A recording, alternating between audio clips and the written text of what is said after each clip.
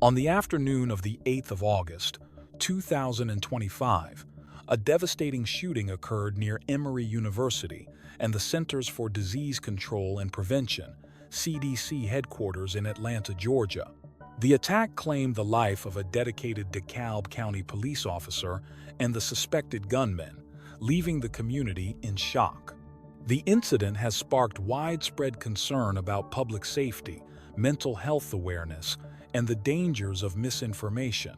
This tragedy unfolded in a normally peaceful and bustling area near Emory Point, a popular shopping and residential complex situated adjacent to both Emory University and the CDC campus.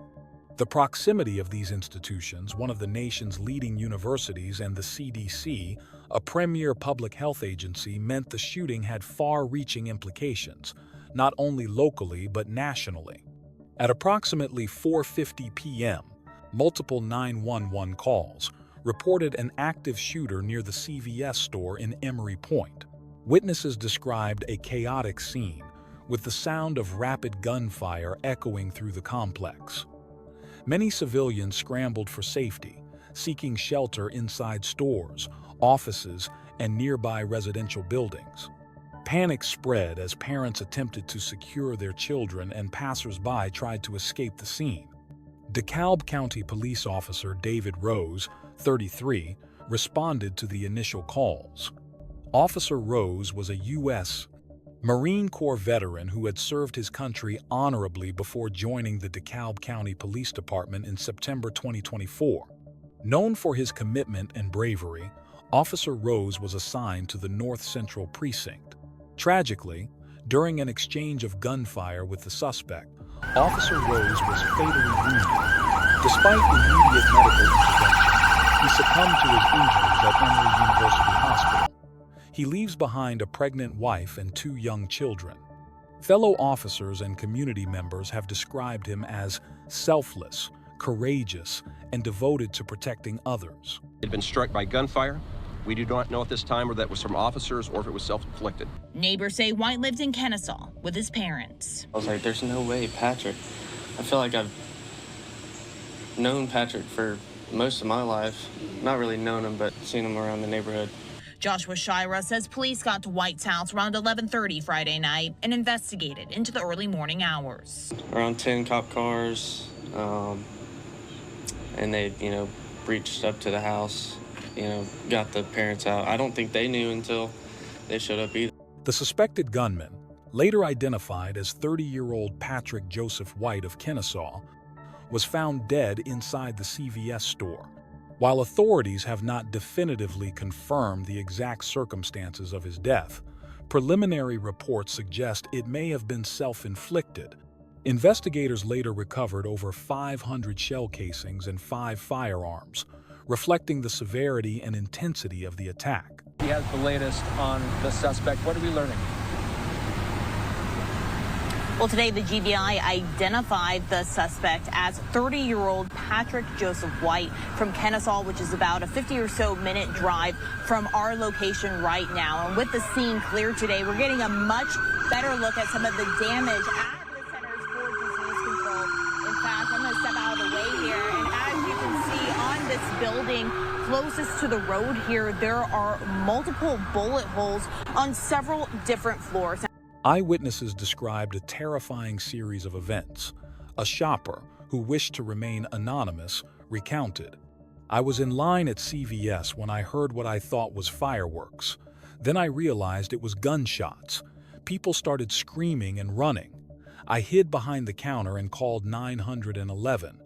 It felt like hours, though it was only minutes."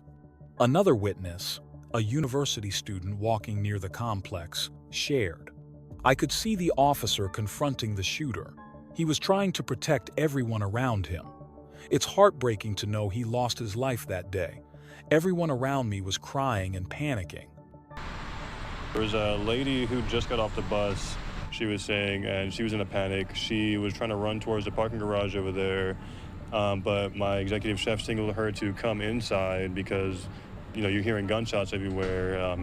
You want to make sure she's safe too, so you don't want to, have her getting harmed. These first-hand accounts provide a harrowing glimpse into the chaos and fear experienced by civilians during the shooting. The Georgia Bureau of Investigation, GBI, quickly launched a full-scale inquiry. Investigators discovered that White had no prior criminal record and had legally obtained the firearms used in the attack from his father's gun safe. Authorities are examining whether the weapon's accessibility contributed to the scale of the tragedy. Family members revealed that White had been experiencing mental health challenges for several months. He reportedly believed that the COVID-19 vaccine had negatively affected his health, a misconception fueled by misinformation. He had allegedly expressed anger toward the CDC, holding the agency responsible for his condition. While mental health experts caution against directly linking misinformation to violent behavior, this case underscores the real-world consequences of unfounded health claims on vulnerable individuals. The shooting prompted an immediate lockdown of the CDC campus, which houses a daycare facility with 92 children, in addition to its offices and laboratories. Authorities ensured the safety of employees, children, and visitors. Emergency response teams coordinated with Emory University, which issued a shelter-in-place order.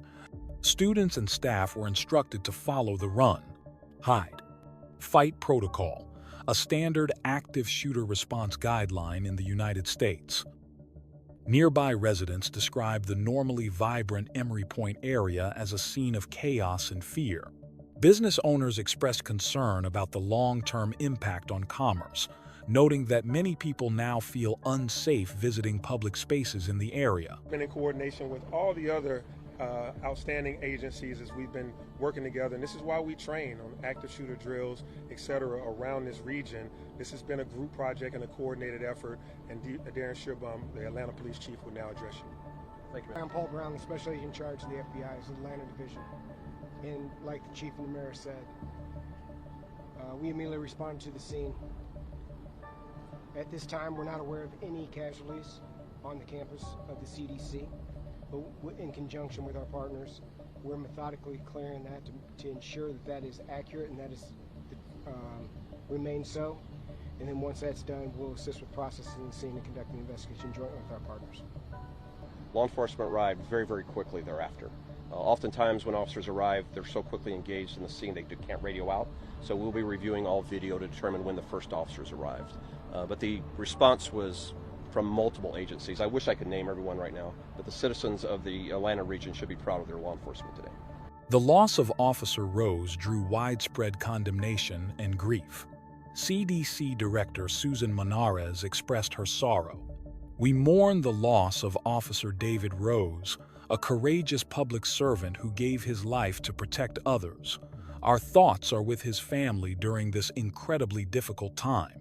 Atlanta Mayor Andre Dickens praised the rapid response of law enforcement personnel, emphasizing the bravery and sacrifice of officers in the line of duty.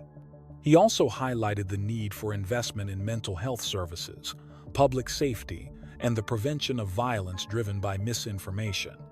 Experts have highlighted the broader societal impact of the shooting. The case illustrates how misinformation about vaccines and public health can exacerbate mental health issues, particularly among individuals already struggling with emotional or psychological challenges. Mental health professionals have urged communities to improve access to counseling, support networks, and intervention programs. The shooting has also prompted discussions about firearm accessibility. While the weapons were legally owned, authorities and public safety experts stress the importance of safe storage, mental health screenings, and community awareness programs to prevent firearms from being misused in crisis situations. In the days following the shooting, local organizations and community groups mobilized to provide support for those affected. Counseling sessions were offered for students, employees, and families, and vigils were held to honor Officer Rose and the victims impacted by the incident. Many residents reported ongoing feelings of anxiety, fear, and grief, reflecting the long-lasting psychological effects of such traumatic events. While the physical threat has passed, the emotional and societal ramifications of this tragedy will likely be felt for years. The event reminds communities across the nation that preparedness, compassion, and vigilance are essential in fostering a safe and resilient society.